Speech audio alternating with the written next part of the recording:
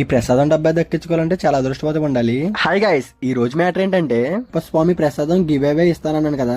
Just Varma page నుంచి అయితే వివేక్ స్వామి అని కామెంట్ అయితే వచ్చింది. ఆ కామెంట్ కి అయితే ఎక్కువ లైక్లు అయితే వచ్చినాయి. అయ్యప్ప స్వామి ప్రసాదం ఎక్కడిద్దామని ఆలోచించాను. మా ఊరు గ్రామ దేవత అయిన పెన్నమ్మ అమ్మవారి గుడి దగ్గరకు అయితే వచ్చేసాం. ఇక్కడ అయితే అయ్యప్ప స్వామి ప్రసాదం డబ్బా అయితే ఇస్తాను. అమ్మవారికి దండం అయితే పెట్టుకుని ప్రసాదం డబ్బా అయితే ఇస్తాను. ఈ ప్రసాదం డబ్బాని దక్కించుకోవాలంటే చాలా అదృష్టం అయితే ఉండాలి. అంత ఈజీగా అయితే వచ్చి ప్రసాదం అయితే కాదు ఇది. అయ్యప్ప స్వామి ఇరుముడి కట్టుకుని మన పైకి అయితే ఎక్కుతాం కదా. అయ్యప్ప స్వామి దర్శనం అయిపోయిన తర్వాత అయ్యప్ప స్వామి కొండపైన ప్రసాదం అయితే తీసుకుని కిందకోతే మోసుకురావాలి.